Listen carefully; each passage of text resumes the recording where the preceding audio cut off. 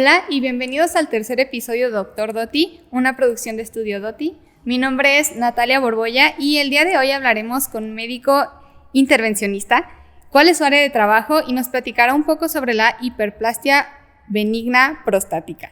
Esta vez está con nosotros el doctor Gil Alfonso Badallo Riva, un médico radiólogo intervencionista. ¿Qué tal, doctor? ¿Cómo está? Hola, ¿qué tal? ¿Cómo están? Muchas gracias por estar aquí, por recibir nuestra invitación. No, pues gracias por invitarme, al contrario. Y bueno, doctor, platíquenos un poco para empezar, ¿qué hace un médico intervencionista? Pues un médico intervencionista hace procedimientos de mínima invasión, como cirugías muy pequeñas, usando los métodos diagnósticos que actualmente tenemos de imagen, como ultrasonido, tomografía, rayos X, entre otras cosas, ¿no? Ok, nada que incluya como una cirugía. No, es una cirugía, pero de alguna manera alternativa a lo convencional, pues, puesto que nosotros no abrimos o no operamos como tal, sino que a través de una incisión pequeña llegamos a donde tenemos que trabajar y arreglamos ahí distintos tipos de problemas. Ok. Y bueno, ¿qué tipo de formación profesional se requiere como para llegar a su área de trabajo? Yo hice la carrera de medicina general y luego hice radiología. Pues me tocó hacer 3 años a mí, ahora son 4. Y después me fui a hacer un máster de 2 años para hacerlo de radiología intervencionista. Estuve en España, en Zaragoza. Entonces, pues ahí aprendí todo esto. Muy bien. Ajá. Y bueno, ¿cuáles son algunos ejemplos de procedimientos en su especialidad? Por ejemplo, antes cuando tenías algún problema en algún órgano, por ejemplo hígado o riñón, que tenías algún tumor o algo, había que hacer una cirugía para obtener un fragmento de ese riñón o de ese tumor y mandarlo a analizar. Y ahora con las técnicas que tenemos actualmente disponibles, con la modernidad y la eficiencia de los equipos de rayos X y de ultrasonido y tomografía, podemos ahora, usando esos equipos, meter, por ejemplo, una aguja al tumor, sacar un fragmento y mandarlo a analizar, ahorrándote una cirugía y los tiempos de recuperación que implica todo eso. Ya, claro. Así es. Y bueno, ¿cuál es como el procedimiento más común que ha visto usted en su área de trabajo? El procedimiento más común que hacemos, lo de intervención se divide así a grandes rasgos en procedimientos vasculares, que es a través de las arterias y de las venas, y en procedimientos no vasculares, que es, por ejemplo, lo que te platicaba ahorita de meter una aguja en un órgano o en un tumor, ¿no? Son los dos grandes divisiones de esto, y lo que más hago yo en mi práctica diaria son procedimientos no vasculares. Biopsias, por ejemplo, yo trabajo en un hospital de niños, pediátrico, y pues me toca mucho trabajar y hacer biopsias de riñones trasplantados, de hígado trasplantado, por ejemplo, que es lo más común, pues. Que supongo que en niños el procedimiento es un poco más delicado que con un adulto, ¿o es igual? Sí, es un poco más fino, ¿sí? Claro. ¿Y cuál es la diferencia entre una cirugía y un procedimiento pues mínimo invasivo? Que una cirugía, por ejemplo, hay que hacerlo en un quirófano, hay que hacerlo generalmente bajo anestesia, hay que abrir para llegar a donde queremos llegar. Por ejemplo, si el problema está en el hígado, hay que separar desde la piel, los músculos, las costillas para acceder al hígado y poder trabajar ahí.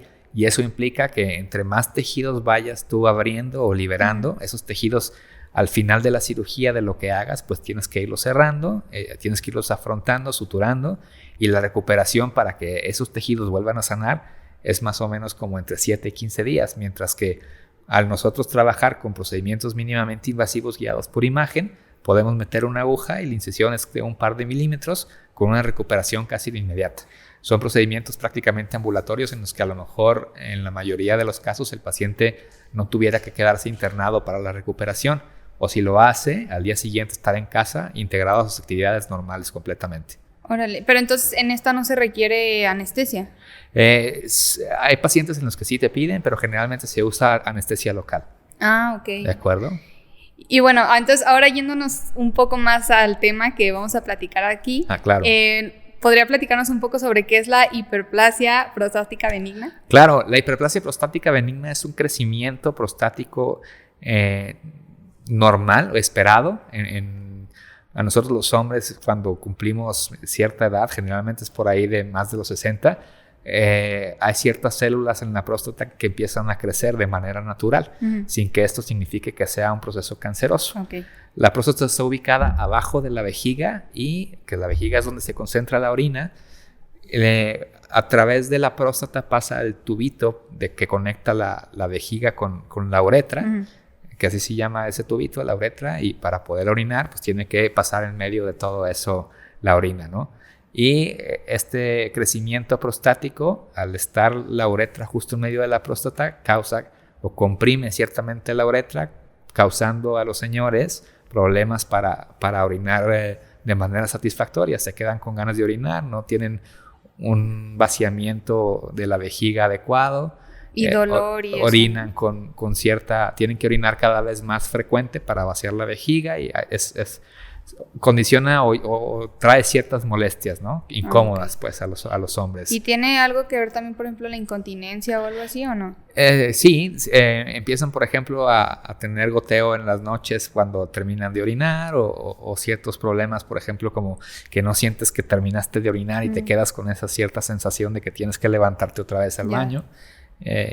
Cosas relacionadas con esas situaciones. ¿Y aplica solamente como en pues adultos mayores así, o puede haber como hombres más jóvenes que sufran de esto a pesar de no tener una edad como ya avanzada? Sí, el problema empieza por ahí de los 55 años. Hay gente que inicia con síntomas más temprano en su vida y hay gente que, por ejemplo, llega hasta los 70 años y es cuando empieza a tener problemas, ¿no? Varía mucho en cada paciente, pero por lo general, por estadística, arriba de los 55 años es cuando empiezan a tener esas molestias. Pero no es como regla, ¿no? De que a todos les va a pasar. No, digo, es en la mayoría de los casos, pues, pero te digo, en algunas personas se desarrolla antes, en algunas personas se desarrolla después. Incluso, por ejemplo, en personas de misma edad hay diferentes síntomas. O sea, un paciente siempre es diferente de otro. Okay, ¿De acuerdo? Y bueno, ¿en qué consiste exactamente la técnica de embolización de arterias prostáticas? Bueno, mira, de manera tradicional este problema de la próstata se hace una cirugía que originalmente se hacía una cirugía abierta a nivel suprapúbico, donde era una cirugía convencional y sacabas ahí toda la glándula, ¿no? De manera completa o a veces en pedacitos, pero una cirugía muy traumática. Y después, conforme fue avanzando lo de la especialidad de urología, ellos diseñaron una técnica donde meten un tubo a través de la uretra y ese tubo tiene en la punta como una pinza especial que va cortando pedazos de próstata y los va sacando a través de la uretra. Y eso se llama resección transuretral. Es el nombre que tiene esa cirugía. Pero la contra de esa cirugía es que al meter un tubo por la uretra e ir a todo ese camino para cortar los pedazos de próstata, pues la uretra queda muy lastimada y el esfínter que cuidaba ahí el control para la orina, el control voluntario, pues queda dañado y entonces quedan muchas secuelas como incontinencia urinaria. Los pacientes tienen que tener cierto tiempo después de la cirugía una sonda porque forman muchos coágulos. Entonces, al formar coágulos en la vejiga, pues tienes problemas de que se tape la vejiga por formación de coágulo y sangre, ¿no? Ya sí suena un poco agresivo. Claro. Y generalmente hay secuelas de disfunción sexual, otros problemas como te platicaba, de incontinencia, sangrado por la orina y cosas medio molestas que cuando lo pones en la balanza de que si la cirugía valió la pena antes o después, pues pones... Sí, que no, pues claro, mejor me quedo así, ¿no? Entonces, buscando una alternativa dentro de la radiología intervencionista, a final de los años 70, por ejemplo, en pacientes muy complicados que no se podían operar, cuando se fue desarrollando esto de los cateterismos, se hacían procedimientos como de última opción en pacientes que tenían, por ejemplo, tumores de próstata y que estaban muy enfermos y que empezaban a sangrar a través de la uretra, sí, era como, bueno, pero ahora que sí, no los podían operar. Ajá. Entonces se hacía un cateterismo como de salvamento para tapar esas arterias que nutrían a la próstata, ¿no? Y se empezó a ver que esos cateterismos que se hacían pues daban muy buenos resultados, paraban los sangrados y el paciente finalmente no era sometido a una cirugía. Entonces, a partir de ese momento se fueron desarrollando cada vez mejores materiales, más finos, se fue estudiando más el procedimiento y se fue haciendo o dirigiendo la intención del procedimiento precisamente pensando en tapar el flujo de las arterias para quitarle la sangre a la próstata y que dejara de crecer. Okay. Entonces, esto se fue desarrollando y se fue estudiando cada vez más en más pacientes y obteniendo muy buenos resultados en cuanto a la satisfacción de los pacientes, menos efectos secundarios, y que se empezó a ver que efectivamente había una reducción del volumen de la próstata entre un 30 y 60% a los 6 meses del procedimiento, sin los efectos secundarios de la cirugía, pues. Sí, porque aparte fomentas como que el hombre vaya y se revise y se quiera someter a esta intervención sin necesidad como de ese miedo de, no, pues es que es una cirugía súper agresiva, ¿no? Claro. De tal manera que actualmente este procedimiento, como ya ha sido muy perfeccionado y ya más estudiado, arroja los mismos resultados que la cirugía que te comento, en el sentido de reducción del volumen de la próstata, pero sin los efectos secundarios, ¿no? Entonces tú actualmente puedes decirle a un paciente que lo puedes intervenir un sábado a las 8 de la mañana sin colocación de ninguna sonda, incluso con anestesia local, mediante una punción en la ingle o en el codo, tomando alguna de las arterias de ahí, llegando hasta la próstata, tapando las 2 ramas principales de cada lado que llegan, y el procedimiento dura aproximadamente entre 2 y 4 horas en promedio. Súper rápido. Y el paciente al final se puede ir a casa ese mismo día sin colocación de sonda, sin quedarse hospitalizado. Pues prácticamente un manejo ambulatorio, claro. Ya. Pero entonces esto no tiene mucho tiempo, ¿no? O sea, esto tiene aproximadamente, se fue desarrollando en la última década, se fue perfeccionando, se fue teniendo más estudios, de tal manera que algunas sociedades urológicas de otros países ya lo reconocen como una técnica que puede funcionar a la par de la técnica quirúrgica convencional. Ok. Y bueno, ya nos dijo un poco sobre las ventajas que ofrece, ¿no? Como este procedimiento que es como pues menos dolor y te puedes ir el mismo día y sí, claro. Los pacientes siempre nos preguntan, bueno, y voy a estar internado después del procedimiento, ¿cuántos días voy a tener la sonda? ¿Tiene alguna repercusión en la función sexual? Entonces la respuesta es, no les ponemos sonda a menos que sea absolutamente necesario por alguna condición. No, como nosotros no manipulamos los plexos nerviosos que están alrededor de la próstata, la función sexual queda intacta. Te digo, es un procedimiento que al no ser una cirugía, únicamente tapamos las arterias que llegan ahí, pues el paciente no se queda ni siquiera internado, puede ir a casa tienen un poco de dolor sí, eso le iba a preguntar, porque igual te vas el mismo día, pero hay como algún tiempo medio de recuperación de que sí, dolor, claro, las 2 primeras noches son las más difíciles, molestas, pero se maneja muy bien con analgésicos orales, pues no hay ni siquiera que meterle medicamento por la vena. El paciente puede orinar inmediatamente después del procedimiento. Y esto, lo esperado es que empiecen a tener una mejoría, que ellos sientan que algo está mejorando a partir del 7º día posterior al procedimiento. Y entonces no deja ningún tipo de secuelas, o sea, más que el dolor que dice de que 2 días, que son como molestias, pero ya después así es. Ya no tendrá por qué haber ningún problema. Así es. O que vuelva a regresar el problema que tuvo antes como para hacer la intervención de nuevo. No, mira, por ejemplo, en la cirugía convencional pueden tener que vuelva a crecer el tejido hasta 10 años después. Con la parte de la embolización hay pacientes que necesitan, no todos, pero necesitarían una segunda embolización, que bueno, si lo comparas con una segunda cirugía, pues la embolización te ofrece mucho más ventajas, pues más práctico, menos traumático, la recuperación es excelente.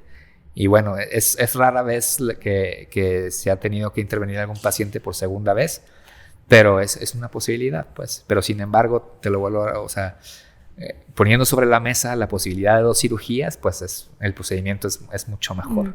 Okay. Y hay como, ¿todos son candidatos a esto o hay como alguna restricción que diga de que no, tú ya pasaste de tal edad y ya no se puede, o tú eres muy joven, o...? No, mira, el paciente ideal o los pacientes candidatos son los pacientes que para nosotros evaluar una próstata lo puede hacer generalmente es por medio de ultrasonido, donde tú mides el volumen de la próstata. Generalmente los pacientes candidatos son los pacientes que tienen una próstata con un peso de más de 90 gramos. ¿Por qué? Porque eso te asegura que el calibre de las arterias que tiene en cada uno de los lados de la próstata va a medir alrededor de 3 milímetros.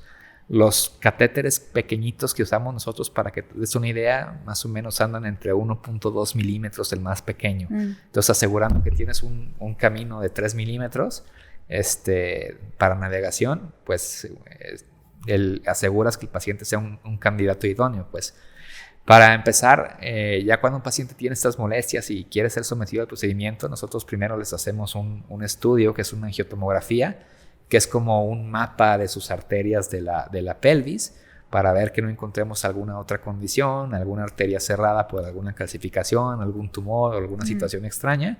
Pero generalmente ese mapa que hacemos antes nos da incluso la información a nosotros para saber si hay algún lado que predomine una arteria más grande que otra, si tiene una arteria accesoria que también hay que tapar. Entonces, ese mapa previo al procedimiento nos sirve para aclarar todas esas dudas, ¿no?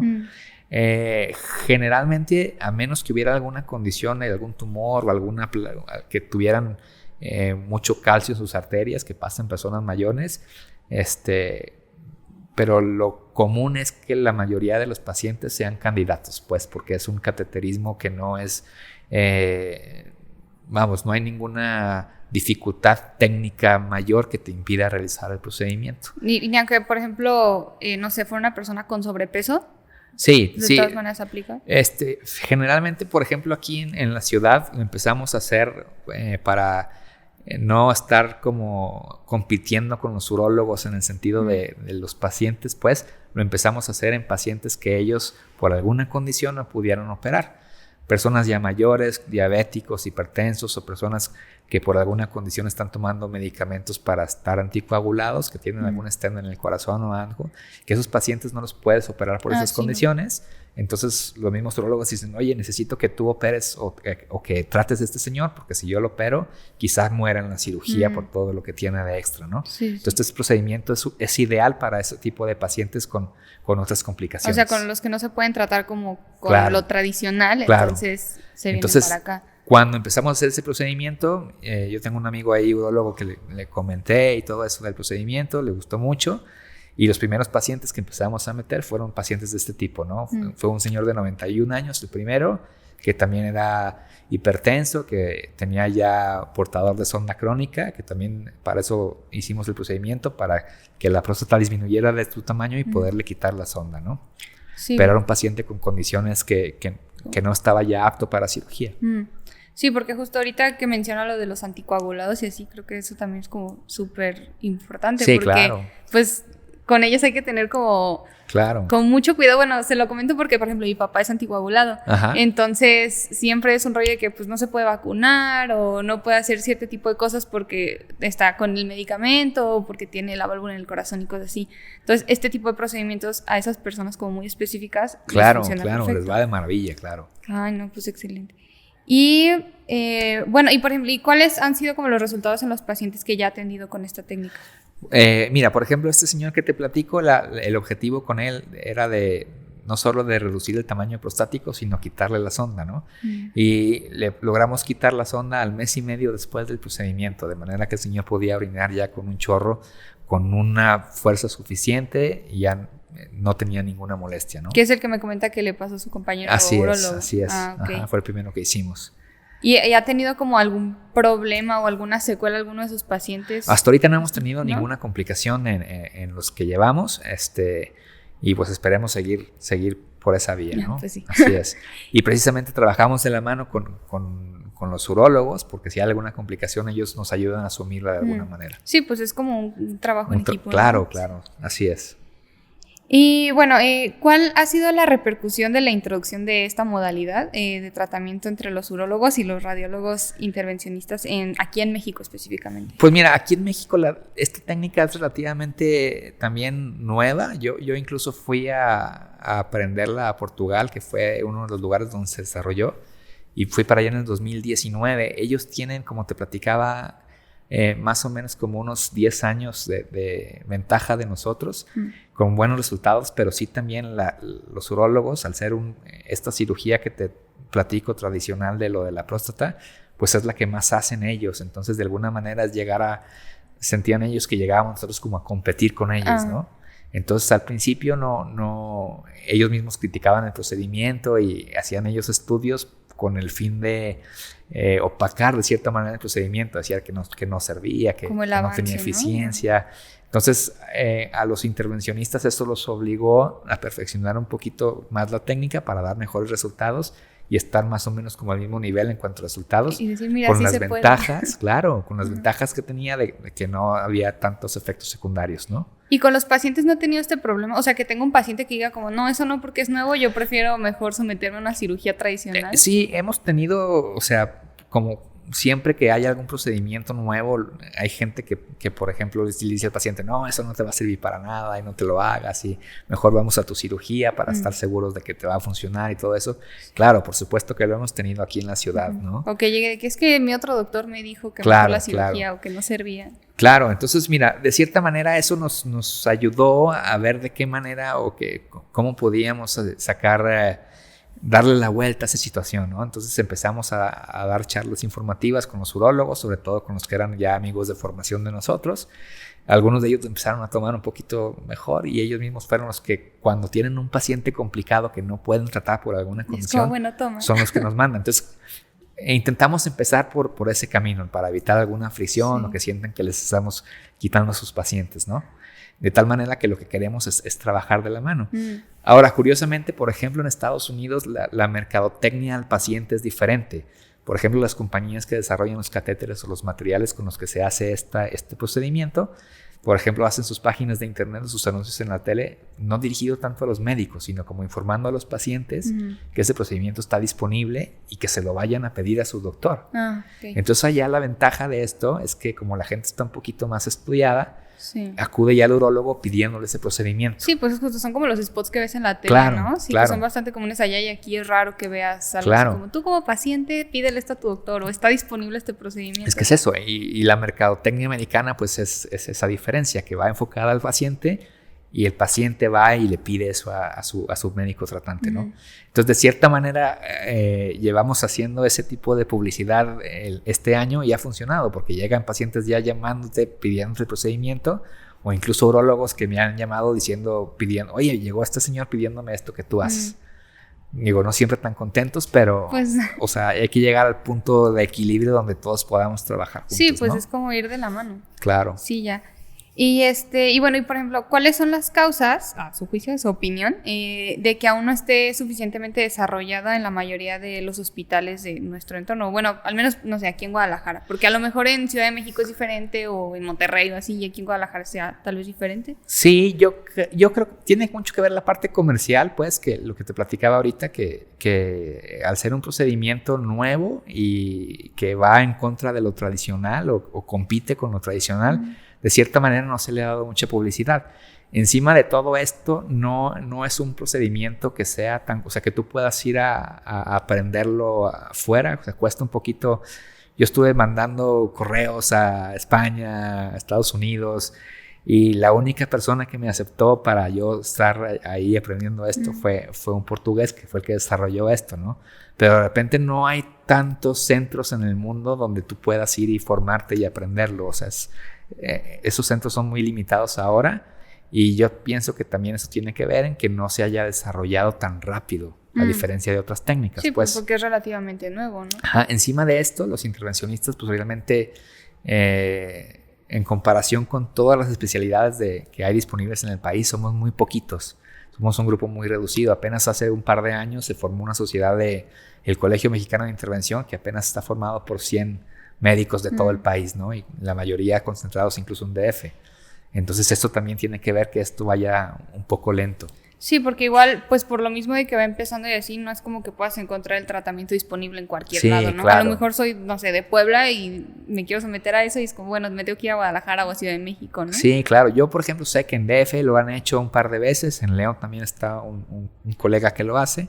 Nosotros aquí en Guadalajara, y tengo desconocimiento por ahí si en otros lugares, ¿no? Pero son muy poquitos centros en el país. Si te fijas, son menos de 5 quizá lugares donde se realice. Sé que en Tabasco también lo hace por ahí un colega, pero somos, o sea, poquitos, pues. Sí, pues sí, porque va empezando. A diferencia, por ejemplo, de Estados Unidos, donde este año incluso hay centros o hospitales que se están construyendo, que se llaman centros de próstata, donde se ofrece específicamente este procedimiento, ¿no? Y ya hay varios centros ya como tal en Estados Unidos, ¿no? Uh-huh.